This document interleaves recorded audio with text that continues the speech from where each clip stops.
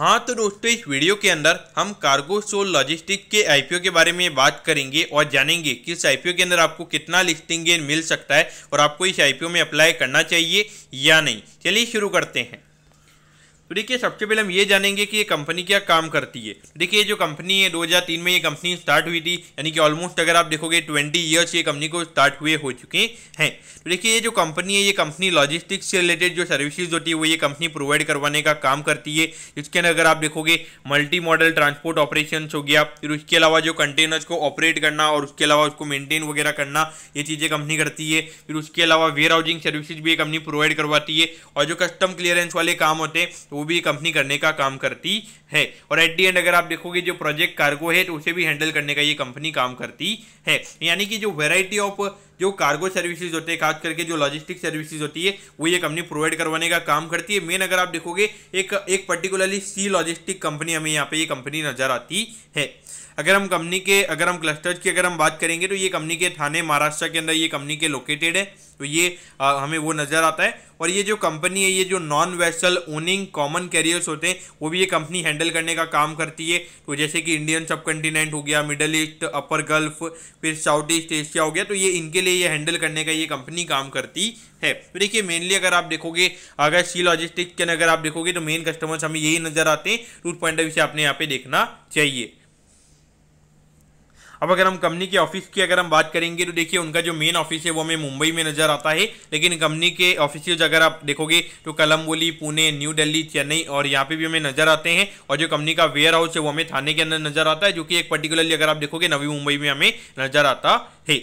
अगर हम यहाँ पे कंपनी के कस्टमर्स की अगर हम बात करेंगे, यानी कि कौन सी इंडस्ट्रीज के कंपनी के कस्टमर है, देखिए हम यहाँ पे automotive industry, heavy engineering, telecom, food and agro, फिर फास्ट मूविंग कंज्यूमर गुड, तो यहाँ पे ये इंडस्ट्री से कंपनी इन कंपनी को, यानी कि जो इंडस्ट्रीज है इनके लिए लॉजिस्टिक सर्विसेज प्रोवाइड करवाने का ये कंपनी काम करती है।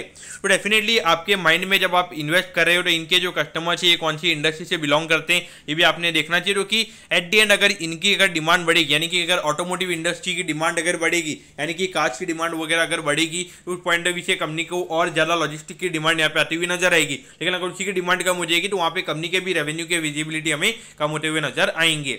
अब बाकी जो ये फाइनेंशियल वाले नंबर है, जब हम कंपनी के फाइनेंशियल्स के बारे में बात करेंगे तब मैं आपको इसके बारे में बताने वाला हूँ।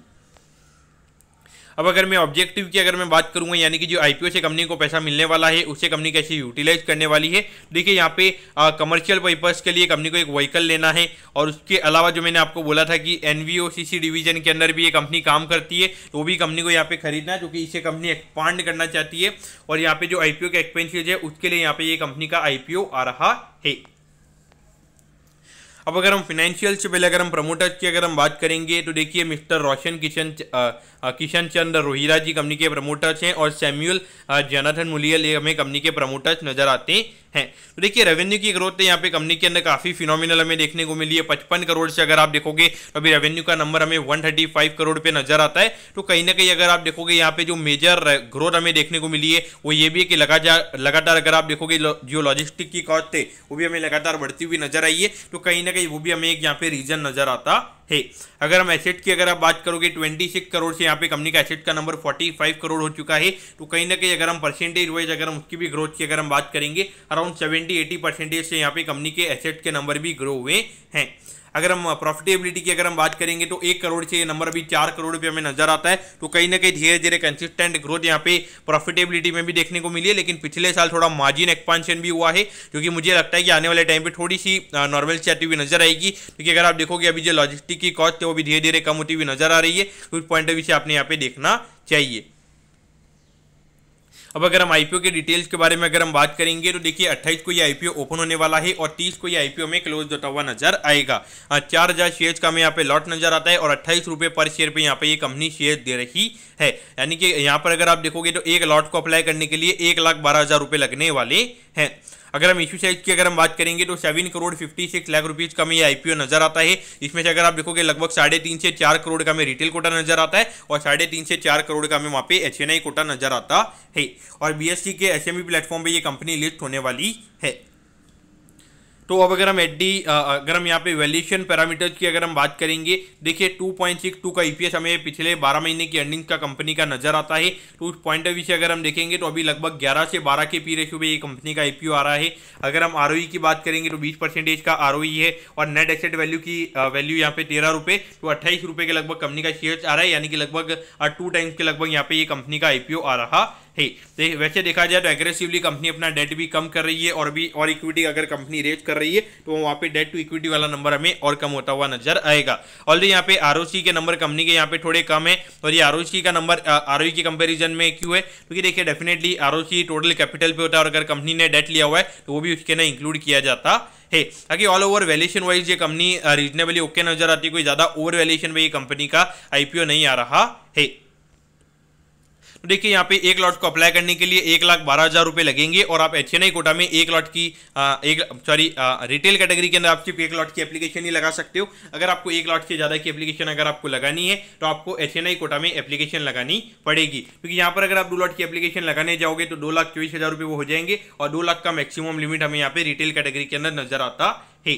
तो देखिए एट द एंड आपको यहाँ पे क्या करना चाहिए, तो देखिए अभी जिस तरीके से जो नेशनल लॉजिस्टिक पॉलिसी अभी गवर्नमेंट ने लॉन्च की है तो उसी की वजह से मुझे लगता है कि कहीं ना कहीं यहाँ पे जो 2-3 नए एचएमई आईपीओज आए हैं तो वहाँ पे लॉजिस्टिक वाली कंपनीज हमें नजर आती है, तो कहीं ना कहीं उसका भी एक इंटरेस्ट यहाँ पे हो सकता है। लेकिन मेरे ख्याल से डेफिनेटली ये जो इंडस्ट्री यहाँ पे गवर्नमेंट का आने वाले टाइम पे काफ़ी ज़्यादा फोकस नजर आ रहा है और गवर्नमेंट एग्रेसिवली यहाँ पे जो कॉस्ट इतनी ज़्यादा बढ़ी है उसे कम करने की कोशिश यहाँ पे की जा रही है, क्योंकि यहाँ पे अगर ये कॉस्ट कम होगी तो वहाँ पे हमारे आने वाले टाइम पे हमारे जो एक्सपोर्ट है वो हमारे और ज़्यादा अच्छे तरीके से बढ़ते हुए नजर आएंगे और कंपनी के फाइनेंशियल्स भी हमें अच्छे नजर आते हैं और आईपीओ साइज भी अगर आप देखोगे काफी छोटा में नजर आता है। तो उस पॉइंट ऑफ व्यू से listing and point of view से भी अप्लाई करना चाहिए। बाकी long term point of view से मेरे ख्याल से जो लॉजिस्टिक वाला जो बिजनेस है वो मेरे ख्याल से जो इस इंडस्ट्री में पर्टिकुलरली काम करते हैं उन्हें ये चीजें पता होती है, बाकी मेरे ख्याल से तो अवॉइड करना ही सही रहेगा। बाकी listing and point of view से डेफिनेटली आपने अप्लाई करना चाहिए। तो दोस्तों मैं होप करता हूं कि कार्गो सोल लॉजिस्टिक के आईपीओ के डिटेल्ड एनालिसिस के बारे में आपको सब कुछ समझ में आ गया होगा। अगर आपकी कोई भी क्वेरीज है